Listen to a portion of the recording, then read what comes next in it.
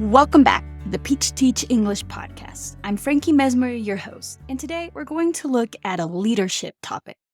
We're going to look at the difference between management and leadership, why you don't want to be just a good manager, key traits of a great leader, the importance of English and leadership, and how you can shift from managing to leading. Are you a great manager or leader? These two terms often get mixed up. So let's clarify them real quick. Management is the concept of organization.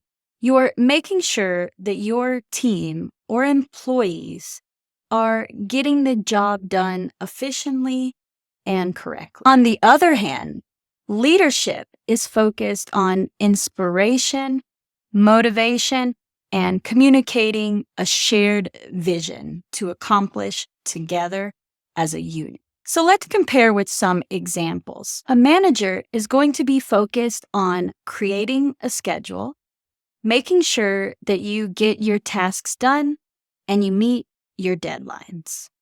A leader, on the other hand, is not just focused on the completion of the tasks, but they dedicate time to the process and have a vision for the future. They will assist their team, guiding them to finish their tasks more efficiently and motivating them to grow in their careers so that they take ownership of their own professional development. In short, a manager focuses on doing things right, while a leader focuses on doing the right things. For this reason, you don't want to be just a great manager. Your real goal is to be a great leader. The limitation of only focusing on management is the fact that you're only trying to control the present moment or reacting to current problem. And I'm sure we've all had those managers that kind of just sit around in the corner. They tell everyone what to do, but you don't actually see them supporting. And that's really what sets apart a manager from a leader. For example, a manager might say, "Hey, I want you to do a better job," while a leader would say, "Hey, I think we can do better in this area. Let me show you how." And this is really so important because you don't want to just control or dominate a situation. You want to find a solution to create more efficiency or prevent the same problem in the future. And that's why you want to be a leader. A manager will just look to fix the situation as fast as possible. But a leader will fix the situation and be proactive to try to do better next time. So now that we've covered why you don't want to just manage your team, but why you want to lead your team, let's look at some key traits of a great leader. Number one, a great leader is a visionary thinker. They always have a vision, and that vision is well communicated to their team, and they know how to inspire the team to work together to achieve that goal. Number two, great leaders have empathy and emotional intelligence. They know how to connect with their employees, and they take the time to personally get to know them and understand their difficulties. They're not focused on just getting the job done. They take the time to care about the well-being of their team. And number three, a great leader is inspiring. When you're just managing, your employees might be just waiting for you to tell them what to do. But when you're a great leader, your employees want to be part of the bigger picture and they're self-motivated to get the job done. So a good leader knows how to inspire their team to be focused on the goals so that they're more successful. So now let's look at the importance of English in effective communication as a leader.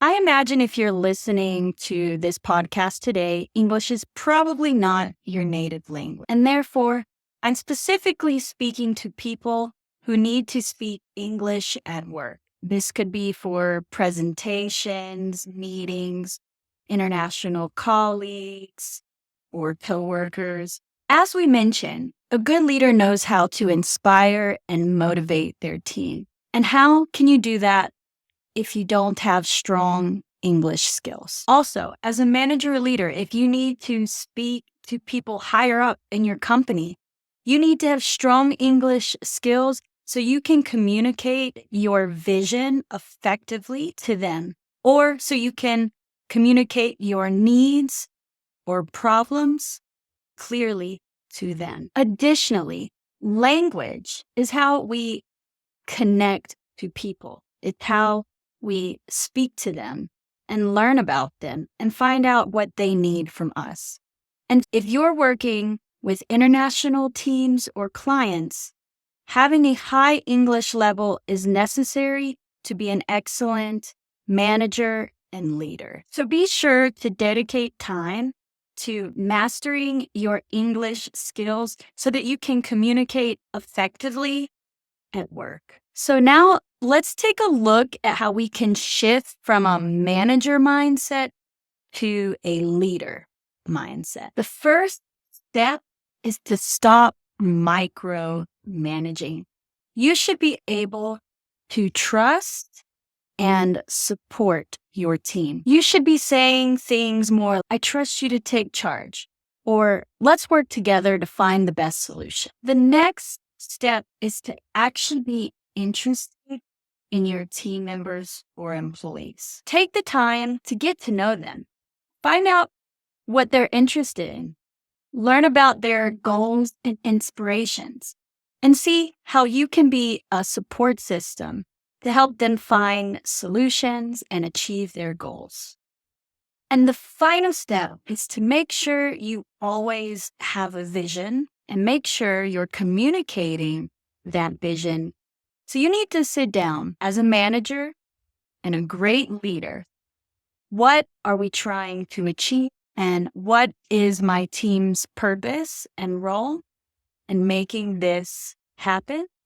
And how can I support them in a way that is efficient? So let's recap. A manager is focused on the organizational tasks and getting the job done, while a leader is focused on having a vision for the future and motivating their team to have professional growth. You don't want to be just a manager. You want to be a great leader.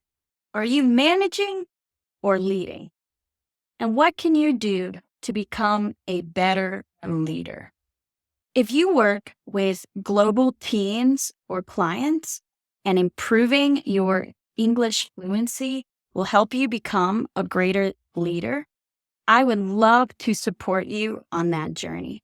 You can visit peachteachenglish.com to sign up for a free courtesy class and talk about how we can get started working together today. To wrap up, make sure you're being a great leader by being a visionary thinker, taking the time to show interest and get to know your team members, clients, and employees. And finally, make sure you're inspiring them to do a better job and achieving their goals. Thanks for listening to this episode, guys. Until next time.